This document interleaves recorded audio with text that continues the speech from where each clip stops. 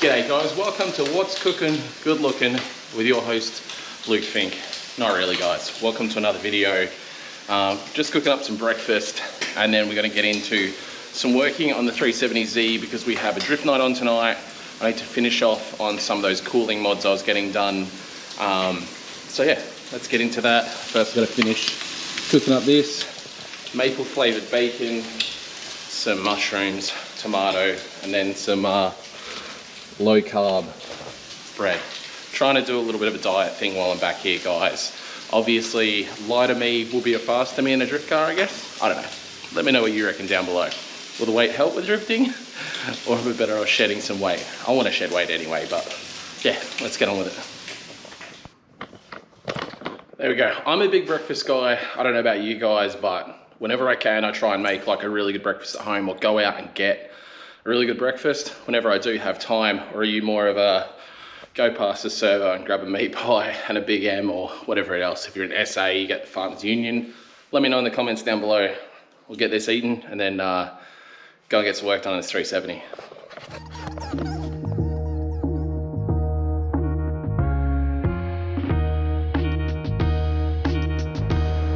All right, we are back to working on the 370Z.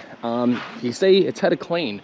We've got Tiana's mother-in-law here and her partner, who's from Bali, gets bored and wants to clean stuff. So more than happy for him to be cleaning up my cars. Definitely, this looks way better clean. But yeah, I don't know. Definitely going to do something with painting. Anyway, let's get on with it. I've got this GK Tech water air separator I need to fit to this car. Again, just trying to get temperatures down. I still haven't bought fans for the oil coolers yet, but that's something I'll be doing in the near future. But what I'm going to be fitting now is essentially this GK Tech water to air separator kit, which will basically help keep air out of the system and keep it bled. Hopefully help with obviously keeping the car cool as well. So I'm gonna go ahead and run you guys through that. Hopefully I can make it work like it's meant to. All right, so this kit's rad. It's called a 370Z swirl pot kit.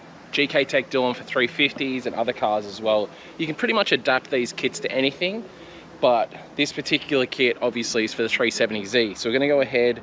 Comes with a bunch of hose. Ignore it, it's dusty. I've had it for a while. Comes with a bunch of hose that you need. Comes with all the bits you need for fitting it. Bunch of clamps, T-piece into your lower rad hose, T-piece into a higher up hose, and then obviously the swirl pot itself. I've got the instructions up here from GK Tech. Guys, they do pretty comprehensive instructions, so I'm going to go ahead and, for the most part, walk you guys through it. I don't know if you can see that, but it tells you the basics of how to do it. Tells you that the bigger hose essentially is as low as possible on your radiator, and then you want the highest breather point and then an outlet. So it seems relatively simple. I'll try and take you guys through it. Comes with a wicked little bracket here that fits right up the back of the motor, obviously in the highest point possible, and that's the whole point with this. The higher it is, the better it is to get air out of your system. So I'm going to go ahead, work out what hoses I need to cut, and go ahead and start cutting some hoses. A bit scary from the cutting hoses situation. I think I'm going to do something not super sketchy, but I'm basically going to drive my car right up to the edge of my wall here, just so I can get to the front radiator, like the lower radiator hose, super easy without jacking the car up. Try to do that without dying. That wasn't silly or sketchy at all. Honestly, as silly as that is, it's actually going to work so good. I'm going to go and rip this bottom radiator hose, get this bottom line in, and see what we have to do from there. But this is, apart from the fact that radiator fluid's going to go on my grass, I didn't think that through. But I think I've only got water in this car, so my grass will be fine, right? Okay. All right, got myself set up here with a milk crate. But what I've done first up is run the hose down through the front of the car and hooked it up to this piece here. Essentially I'm going to be adding that into lower radiator hose that's just there. Kind of hard for you guys to see, but I'm going to cut into the lower radiator hose, pop this in there, so essentially that'll be a place that it'll bleed from as well, as low as possible. Yeah, I'm going to do that now. It's honestly going to be super tough to film, but I'll try my best. All right, lower radiator hose is in. You can see the hose is pointing up from the other side to basically let the air out. I think that's the only thing I need to be under the car for, so I'm going to get it away from this super sketchy spot. Hopefully reverse it up without falling down my own rock wall. But I'm going to back it and put it down in the driveway now, and we can do the rest of the job. Sketchy though.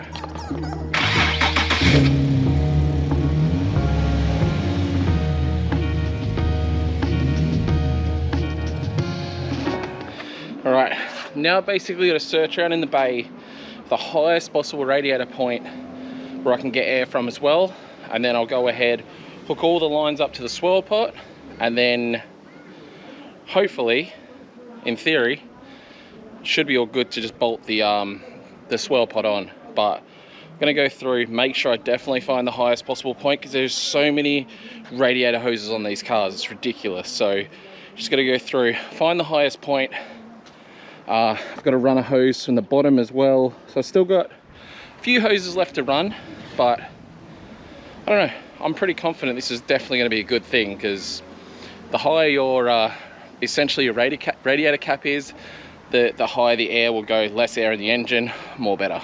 And 370s are known for being a prick to bleed, so this should hopefully make the whole bleeding process way better as well. Right, so I'm just reading through the instructions a little bit more. So this lower radiator hose that I just did from the lower radiator hose is what goes onto the bottom. So I'm about to attach that, and I'm just sort of working out that the lid that was on here goes onto stock radiator cap, which is constant blank, and I believe I need to put a blank on this to stop water from coming out of that, and what did go into there will now go to here. So I'm working it all out slowly, but this is going to be such a nice bit of kit, and then it mounts right up the back, so I'll keep going. All right, a lot of swearing and a lot of pain. Had to take the strap brace out, had to take a bunch of the plastics apart, but now I've run everything. Hoses from overflow bottles, the hose from the bottom obviously goes underneath, and then a bleeder up here on the highest radiator hose I could reach. And now I've just got this little mount. I'm going to mount this in, and then we're going to be able to bleed this all up and see how it all works. I'm pretty excited, to be honest. I'm going to put the car up on flat ground to see what it does. Obviously, when I normally bleed this car, I put it on an angle pretty much like it is, because the highest point is usually that radiator. But now it's going to be so much higher, I'm going to be able to leave this thing flat, if anything, nose down, to get air up to that overflow bottle. So I'll go up on flat first, and then I'll, if anything, go nose down to really get all the water up to that swirl pot, well, all the air up to that swirl pot. All right, boys, another maybe hour later, and we do have a finished product. Obviously I've still got to go and bleed it up and see how it all bleeds up, but all my lines are run. See, almost looking factory. There's another line that runs up there to the back, and then everything runs in, that joins on there, so everything, then that just comes out from under the engine cover there. Super neat little setup. Kind of weird seeing two radiator caps in one engine bay, but I'm going to whip this around to the other driveway now and get some water in this thing and see how she bleeds up. I'm pretty bloody excited, to be honest. I think if we can keep air out of this system, it's just going to be cool. Honestly, you won't have to stress about it as much. You can just check up there, and by opening it, you won't stuff up the system. And like I said, these things do take an eternity to bleed usually, but I don't feel like I'm going to have to bleed it as long, because it'll essentially be bleeding itself, which is pretty freaking rad. All right, I'm gonna go get some water in it. All right, been bleeding this for probably 10 or 15 minutes. You can actually really see the swirl pot working now. I'll show you guys quickly, but just like it's got a little bit of a swirl going, it's getting the bubbles up. I love it, it's actually working really well.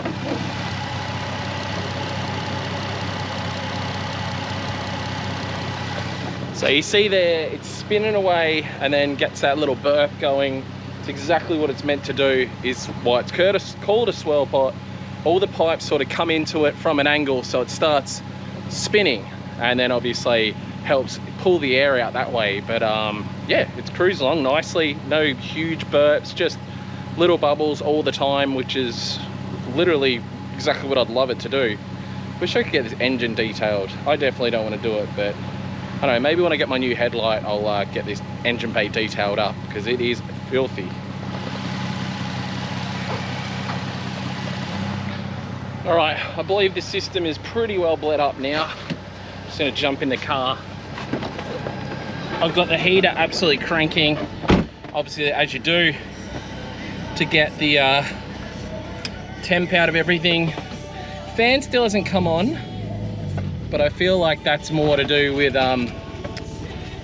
me having the heater running. The car's trying to get hot.